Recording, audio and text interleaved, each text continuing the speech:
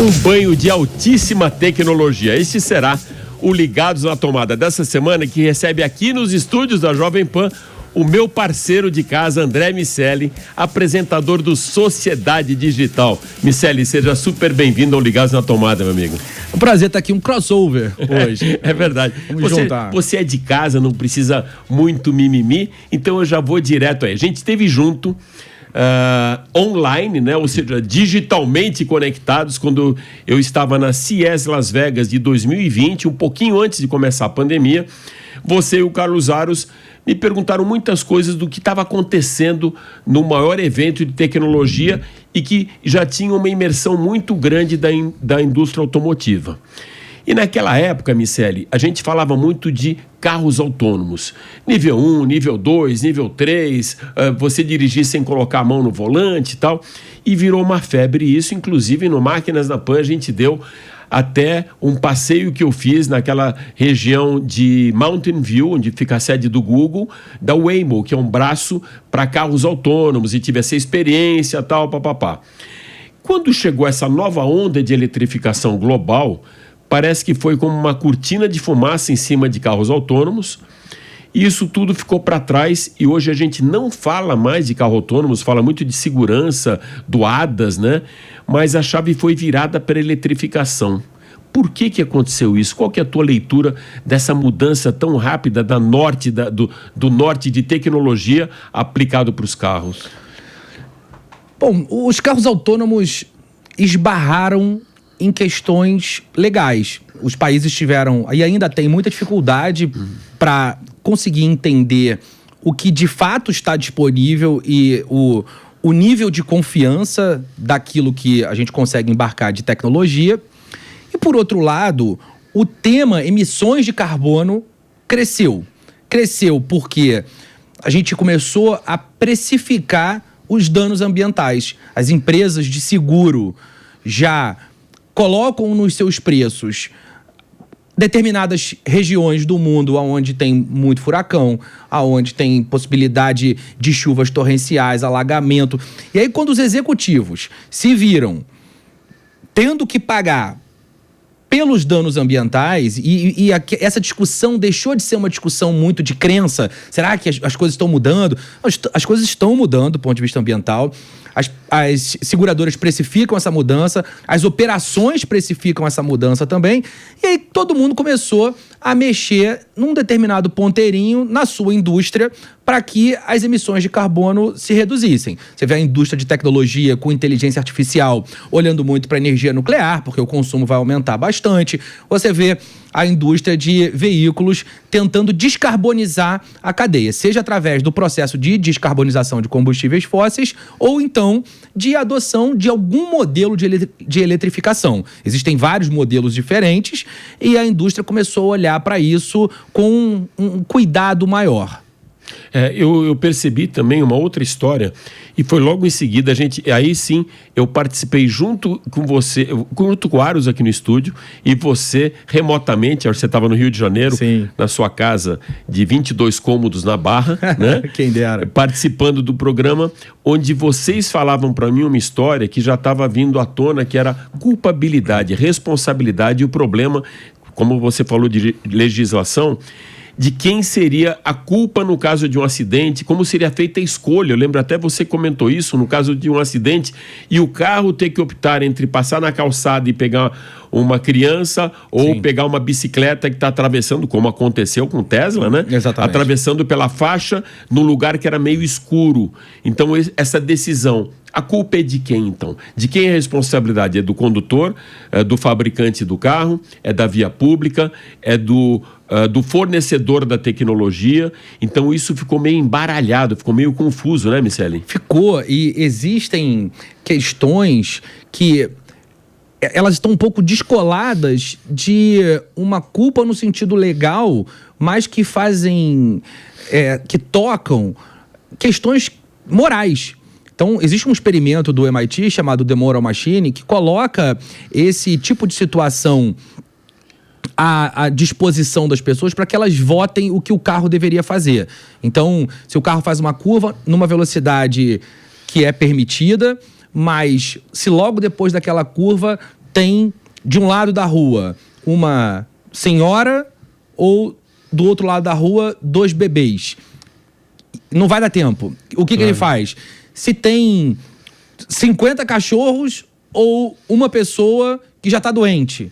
E aí, esses cenários vão sendo expostos. E o que se observou é que as respostas são aceitas socialmente. É claro, não existe consenso, o que é um grande problema. E uma segunda questão é que essas respostas variam em função da região do mundo. Então, se você está na Índia, se nessas alternativas tem uma vaca, tem a vaca, não vai atropelar a vaca. De jeito nenhum. Exatamente. Então, é bastante complexo determinar essa relação de carros autônomos num primeiro momento. E aí, o que eu acho é que, sabe aquela velha equação de grau de dificuldade de resolução versus ganho percebido? Os veículos elétricos acabaram entrando numa equação mais favorável, porque não tem tantas nós assim para desatar e o valor percebido da mudança é grande. Então, a gente está ali experimentando a construção de matrizes de carros autônomos. E você tocou um ponto bem interessante, né? É quase uma relação custo-benefício, né?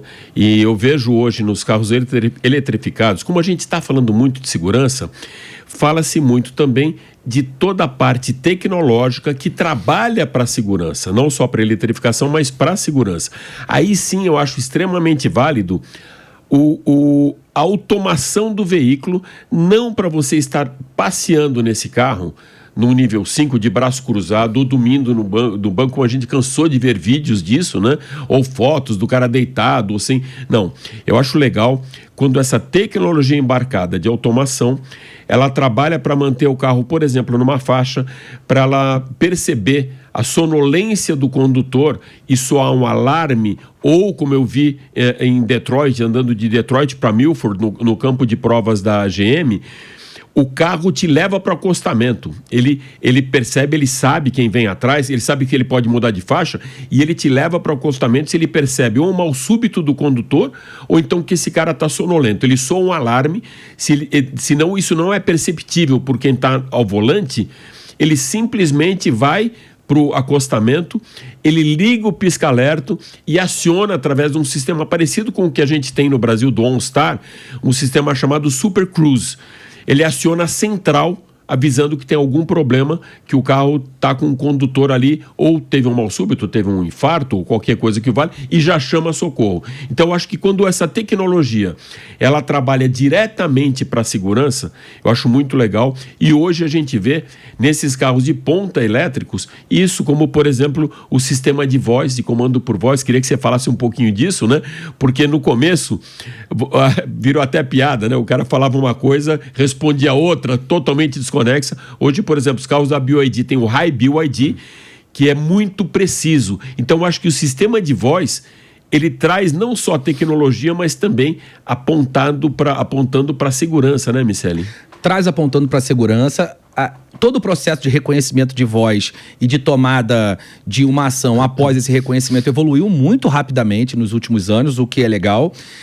A questão dos idiomas, ela já foi minimizada, porque uma coisa é o carro da BYD reconhecer uma ordem em chinês ou eventualmente em inglês, e outra coisa é ele reconhecer uma ordem em português, e isso faz bastante diferença, claro, quando a gente está falando desse tipo de tecnologia.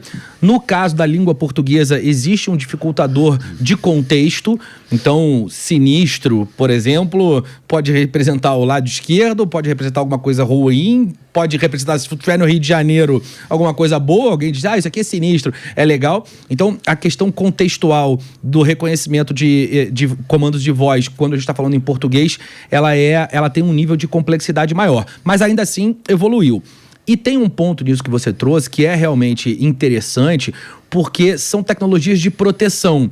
Não necessariamente você vai ficar ali falando como o seu carro vai se comportar à direção, mas você pode acender um farol sem necessariamente tirar a mão do volante, você pode aumentar o volume do som do seu carro, você pode criar ali algumas ações sem tirar a mão do volante ou sem precisar ficar digitando, procurando, que é o que muitas vezes acaba causando acidente. O sujeito estica a mão ali, não está encontrando o que quer e acaba causando um acidente porque se desconcentra. Então, esse tipo de tecnologia de suporte é uma tecnologia que faz muito sentido e que também vai evoluir bastante. Miceli, quando a gente fala de tecnologia embarcada e quando vê as telas, né, de multimídia, o cluster e tal, lembra muito a esse aparelhinho aqui, a celular. Como que você vê essa ligação hoje do celular com o interior do carro? Porque é muito próximo, né? Tudo que a gente tem hoje no celular, você tem essa tecnologia embarcada e se conversam. Essa pergunta é boa. Eu falei há pouco no Sociedade Digital que alguns desses carros parecem um tablet com rodas. Que é mais ou menos isso. Tem ali um tablet enorme no meio do painel e o carro cresce a partir desse tablet. Tem um volante. Alguns são bastante espartanos, bastante simples no que diz respeito à construção do carro para terem preços competitivos. São carros confortáveis, mas muitos são bem simples. Outros têm mais aparatos tecnológicos. Mas, no final das contas, o carro acaba podendo funcionar sem nenhum tipo de líquido. É um carro que já por ser elétrico, eu estou falando dos 100% elétricos, ele já não tem fluidos. É muito mais simples. É muito simples, é muito barato em termos de produção. Tem ali a bateria, claro, tem um coração que esse sim é muito caro, mas o restante do carro fica muito simples. E as tecnologias de produção de tablets e celulares, como elas também evoluíram muito, ficou muito fácil criar comandos para o carro. Trocar a cor do interior do carro, mudar de estação, conectar com aplicativos que fazem parte da nossa vida, que conhecem o nosso gosto e, portanto, personalizam a experiência de dentro do carro. Então faz com que essa jornada de dentro do carro tenha pouca fricção em relação à jornada que você tem no restante do dia, que é uma jornada de hiperpersonalização. Miceli, eu tenho uma grande dúvida e vou aproveitar agora para tirar com você, embora não seja da indústria automotiva, é utilidade pública para todo mundo. Eu fui fazer uma matéria no Salão de Paris, de mobilidade. Estou com o meu telefone do lado desligado, totalmente desligado. Não off, né? Mas desligado. Ele está fechado, não tem nenhum aplicativo aberto. E eu estou conversando com a minha esposa, falando onde eu preferia ficar. Se ia ficar próximo da região de Paris, se ia ficar no centro de Paris, se ia ficar próximo do centro, que fica mais ou menos uns 30, 35 quilômetros. Eu chego em casa, eu abro o meu celular, não tinha feito nenhuma pesquisa no Google e começa a aparecer para mim, a hora que eu entrei no Insta, entrei no Face, opções de hotéis próximo do local do centro de Paris onde acontece a feira de automóvel. Ou seja, ele está sempre escutando a gente, é isso? Essa pergunta, é meio assustador, essa pergunta é boa. Ele pode escutar sempre a gente, do ponto de vista tecnológico. O que provavelmente acontece nesses casos é que seu celular identifica que você não fez uma reserva, já que você falou que você ainda não tinha uma reserva, então você não tem um aplicativo como o Booking ali, ele sabe que você não tem essa reserva pronta e que você ficou mas escutou muito eu falando que eu ia para esse lugar, né? Então, do ponto de vista de estrutura tecnológica, isso precisaria acontecer um envio da sua voz para um servidor da Meta, nesse caso, que iria processar aquilo que você falou para poder te entregar anúncios personalizados. A justificativa deles eles não precisam dessa voz para entender que talvez que a minha você reserva precisa. No credenciamento do Salão de Paris. Exatamente, é isso. Talvez o meu input tenha sido esse, do Salão de Paris, e ele percebe que ali não teve nenhuma entrada para reserva de hotel. É isso. Porque senão ele precisaria consumir a sua banda de internet, mandando informações o tempo inteiro. Você ia ter um gasto, e lá na Meta ia ter que ter, imagina, processar a voz do mundo inteiro para poder personalizar esses anúncios. Acontece que o algoritmo é preciso o suficiente para entender o que você necessita sem que você tenha exposto essa necessidade. Provavelmente, esse anúncio apareceria da mesma forma se você não tivesse falado nada. Entendi. Você precisa de um lugar para ficar, porque você está no salão do automóvel, porque ele sabe disso tudo. Ele sabe que você ficou muito tempo num determinado lugar, que é conveniente que você se hospede perto de um lugar que você ficou muito tempo, que você ainda não fez nenhuma reserva e te oferece. Essa oferta, que aí sim é muito pautada no estudo das nossas personalidades e dos nossos comportamentos, ela é suficientemente rebuscada para que não seja necessário mandar a tua voz para um computador que vai processar isso tudo para tomar decisões a respeito dessa visão que ele teve de você. Eu vou pensar mais uma coisa que foi pauta naquela nossa conversa aqui no estúdio, né, quando ele estava também em moda. E é por isso que é legal a gente falar um negócio no momento e imaginar como que vai ser daqui a 3 anos, como vai ser daqui a 4 anos. Além dos carros autônomos, a gente estava falando muito do eVTOL. A Embraer tinha acabado de lançar um projeto. Sim. A gente tinha uma empresa francesa, uma empresa inglesa, e o mote principal quando falava de inovação eram os carros voadores. Eu, inclusive, comentei com vocês naquela CES Las Vegas que eu tive a oportunidade de conhecer um projeto, era uma grande maquete de uma cidade inteligente na base do Monte Fuji. Era uma cidade inteligente da Toyota, onde eles estavam planejando uma população de voluntários de 2.000 pessoas para ficarem lá durante 1 ano e meio, como um grande laboratório. Todos seriam cobaias desse ecossistema, onde ele funcionava organicamente, essa mobilidade, mas com coisas que me impressionaram muito, né? Que já eu comento isso, mas eu queria antes falar do eVTOL. A gente também não escuta mais falar desses carros voadores. Você acha que isso vai voltar à tona em algum momento ou já ficou para trás, Miceli? Acho que vai voltar. Me parece inevitável que esse assunto, pelo menos, não seja discutido em determinados contextos. Então, áreas remotas, aplicação em agro, de alguma maneira para resgate, salvamento. Eu acho difícil que isso aconteça no curto prazo, no médio prazo nas cidades. E a gente vai esbarrar nas mesmas questões que impediram a adoção de carros autônomos em larga escala.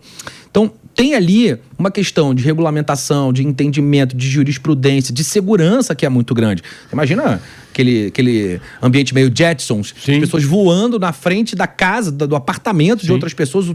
O nível de perigo de um eventual acidente, eu acho bastante complexo que algo nessa direção aconteça num curto e médio espaço de tempo. Mas pensar que você pode ter uma pessoa num desses veículos que vai estar numa plantação, ou que vai estar cuidando de gado, ou que vai estar em áreas de floresta, que vai estar no mar, eventualmente sobre o mar, em determinadas questões. Então, essas iniciativas em questões mais específicas, assim como eu acredito no próprio carro autônomo, com drones, com tratores, que minimizem o erro e maximizem o processo operacional de produção nesses ambientes, me parece um uso mais inteligente e eficiente desse tipo de tecnologia. Então, eu acho que a gente vai voltar a falar sobre isso, mas essas adoções de tecnologia, elas obedecem uma curva de adoção e descarte que é muito parecida com as tecnologias da informação. Uma tecnologia funciona mais ou menos assim. Você tem um pico de expectativas. Como a gente viu, o Bitcoin vai mudar o mundo, os NFTs vão mudar o mundo, blockchain, contratos inteligentes, por aí vai. Depois desse pico de expectativas, naturalmente existe um vale de desilusão. Então você tem isso vai mudar o mundo e as coisas saem daqui para isso não serve para nada. E o tempo vai passando, né? Você tem um eixo aqui que é o nível de utilidade e um outro eixo que é o tempo. À medida que o tempo vai passando, essa variação vai acontecendo. Muda o mundo, não serve para nada e atinge um platô. Então, a gente está nesse vale de desilusão. Quando perde a relevância, é isso? Algumas tecnologias perdem a relevância de vez, aí elas realmente são descartadas antes de assumir um platô, e outras elas sobem. as moedas digitais foram assim, vão mudar o mundo, não servem para nada. Aí os bancos centrais começaram a olhar, fazer as suas próprias versões das moedas digitais, a gente começa a ressignificar. E hoje em dia ela está num patamar que é inferior àquele pico de expectativas e superior àquele vale de desilusão. Então você faz uma onda de de desilusão e de platô, e no longo prazo a gente pode afirmar que as tecnologias são descartadas. Então acho que a gente está nesse momento aqui de desilusão, mas já a gente sobe de novo até encontrar o platô. Miceli, a gente estava falando um pouco de eVTOL e eu tive uma experiência visual que me impressionou muito. Você falou da utilização, por exemplo, de grandes drones na agricultura e tal. Eu tive em Shenzhen, eu não sabia que lá era a capital mundial da DJI. Né? A DJI, ou seja, a fábrica da DJI é lá. E eu tive numa loja que era a flagship da marca, maravilhosa, parecia uma loja, aquelas lojas maiores da Apple, né? Com tudo na bancada, os atendentes com um tablet, e você vê o produto, eles te mostram e você vai direto pro caixa e acabou. E eu vi um drone que talvez ele tivesse o tamanho dessa sala para uso agrícola de $150 mil, ou seja, estamos falando de um drone de quase R$800 mil, R$900 mil, absurdo. E lá eu perguntei para um chinês que estava na loja, quando eu vi aquilo, perguntei para ele qual a diferença de um drone para um eVTOL e para um helicóptero, para saber o que o cara tinha, aqueles caras todos conectados, né? Ele falou, olha, a principal diferença é assim, o drone não é tripulado, o eVTOL é tripulado. O eVTOL não tem um motorista, o helicóptero tem. Não tem um piloto, o helicóptero tem. É isso? É isso. É isso. Essa escadinha é boa. Um eVTOL é um drone tripulado. Só que nós dirigimos ali. É uma experiência de consumo daquele equipamento mais próxima de um carro. Essa comparação de um carro voador, ela é visualmente muito diferente daquilo que a gente imaginava, ou que a ficção científica fez com que a gente acreditasse que aconteceria, que é um carro mais ou menos parecido com o que a gente tem na rua hoje em dia, só que com uma tecnologia qualquer voando. Ali com alguma asa, com a roda que gira, que sobe, que vira propulsor, mas uma mudança na forma de operar, mas não no visual daquele equipamento. O que na prática aconteceu foi um caminho mais próximo de um drone, o caminho visual. A engenharia visual do equipamento, ela é bem próxima de um drone, parece realmente um... Só que você tem ali um cockpitzinho que você mesmo entra, aí sim você tem uma diferença conceitual para um helicóptero, que no geral não é você mesmo que pilota. Você sabe que a primeira vez que eu vi na telona, né, no cinema, me impressionou muito. Ele chamando de drone, eu nunca tinha escutado essa denominação de drone, foi no filme Identidade Bourne, que por algum motivo o herói do filme, o agente secreto, ele vai ser atacado e destruído pela própria CIA. Localizam ele através do celular, depois ele joga fora, mas percebem e mandam um drone para destruí-lo, como se fosse um míssil. E os caras lá esqueci o nome agora da cidade da CIA, mas enfim, nos Estados Unidos, controlando aquele drone como se fosse um PlayStation, né? Um videogame, com um videogame, né? Com aquele controle. Foi a primeira vez que eu escutei isso. E depois eu passei a ver realmente muito utilizado para a indústria bélica, né? Na guerra agora da Croácia, exatamente, da Ucrânia, com a Rússia, a gente fica vendo imagem, parece videogame mesmo. Exatamente. Qual que é o próximo passo, Miceli? Assim, de tudo que você vê, principalmente quando você tem essa conexão da tecnologia com o carro e com esse cara que está entre o volante e o banco. Tem dois grandes temas que vão ser pervasivos, que são inteligência artificial e cibersegurança. Então, cara, que vocês já falavam isso há mais de 5 anos em Sociedade Digital. Você vê agora as pessoas estão falando disso. É verdade. E vocês há 5 anos atrás já falavam da inteligência artificial no grande Sociedade Digital. Tá vendo, né? Então foi momento merchan. Quem assiste Sociedade Digital sabe antes de tecnologia. É verdade, cara. Mas agora tá na hora mesmo. E a gente falava naquela época, porque a gente acompanha essas curvas de adoção e descarte de tecnologia. Essa curva se chama Hype Cycle, né? Um hype que as tecnologias acabam vivendo e tendo na sociedade. Então, a gente vai ter esses dois momentos. Olhar o uso de inteligência artificial em uma manutenções preditivas do carro, em diagnósticos daquela viagem. A gente já vê isso acontecendo um pouco com os caminhos e percursos que são oferecidos pra gente. Então, esse é um ponto que vai evoluir. Cria um database, é isso? Cria um database, entende como você dirige. Eventualmente, a gente vai encontrar alguma evolução no processo de personalização de uso de seguro. Então, você usa como serviço. Ao invés de você pagar antecipado um prêmio, você paga em função daquilo que você realmente utilizou. Qual foi o risco que você se expôs no mês anterior? Por onde você andou? Quais são os CEPs das áreas que você andou para entender se aquilo é realmente perigoso? Se você freia e acelera muito rapidamente, como é o teu estilo de direção? E aí, isso gera um cálculo de risco. Em função do cálculo de risco, sensacional. Gera o teu custo. Então, esse tipo de personalização de serviço vai acabar acontecendo. A personalização do uso do carro, claro, ele vai entender o teu nível de atenção, vai fazer reagir a isso, vai botar música, mudar a iluminação, criar elementos para tornar a sua experiência mais eficiente, mais agradável. Então vai ter muita coisa nesse sentido. Por outro lado, como a gente abriu uma janela, então a gente pode controlar o carro ou partes do carro com o teu celular, pode olhar para dentro do carro. Você pegar um Tesla, um BYD hoje, você faz isso. Você abre o app e olha o que está dentro do carro, o que está acontecendo, aonde ele está estacionado, se está tudo bem. Naturalmente, isso abre uma estrutura de conexão entre um dispositivo eletrônico e outro, que o carro acabou se tornando, que permite que ele seja hackeado. Então as pessoas vão hackear carros para muitas coisas. Para entender para onde você vai, para roubar suas informações, para eventualmente pedir um resgate. Aquela telemetria da Fórmula 1 vai estar conectada virtualmente dentro do carro. Sem dúvida. Então, esses dois temas vão fazer parte da pauta do automobilismo, da indústria automotiva nos próximos anos, sem nenhuma dúvida.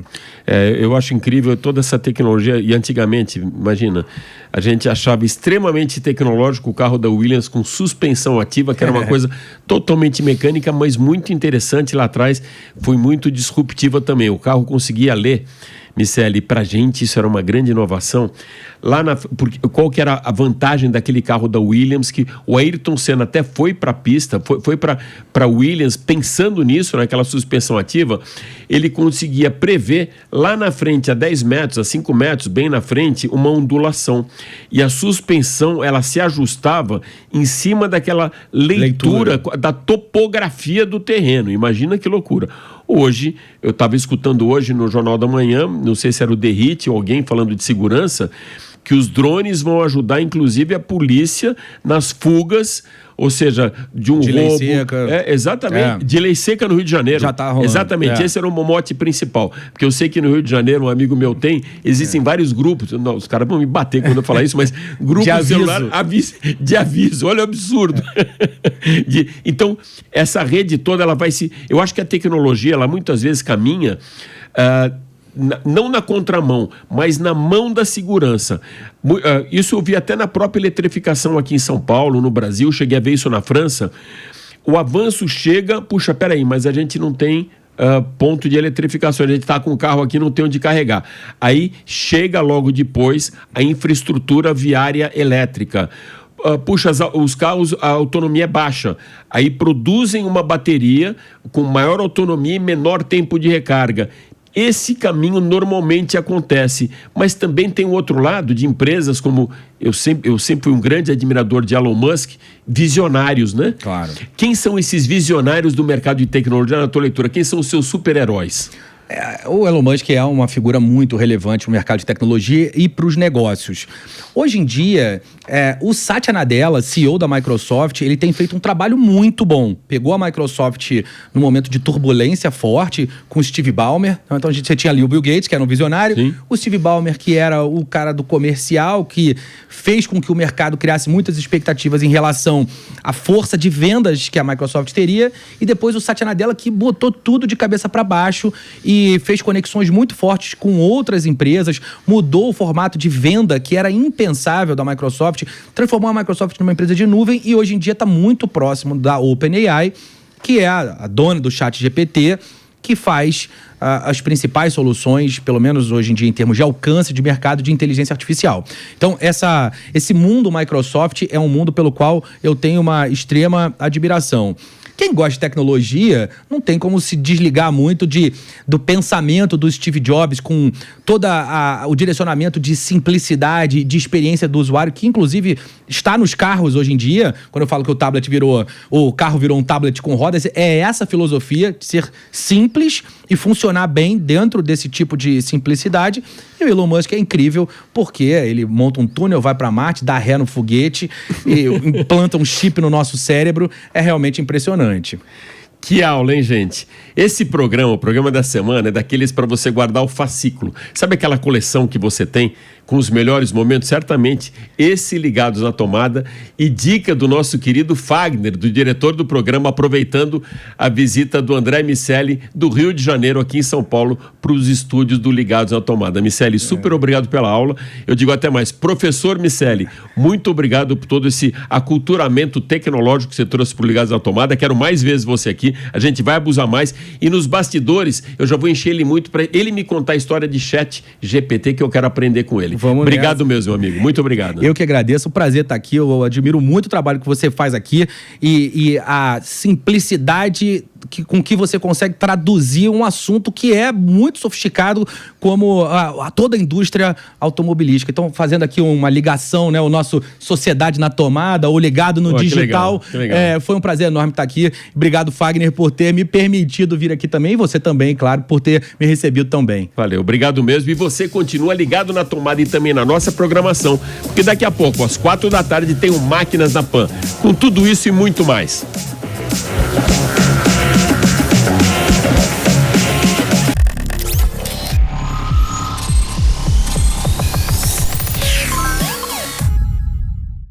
A opinião dos nossos comentaristas não reflete necessariamente a opinião do Grupo Jovem Pan de Comunicação.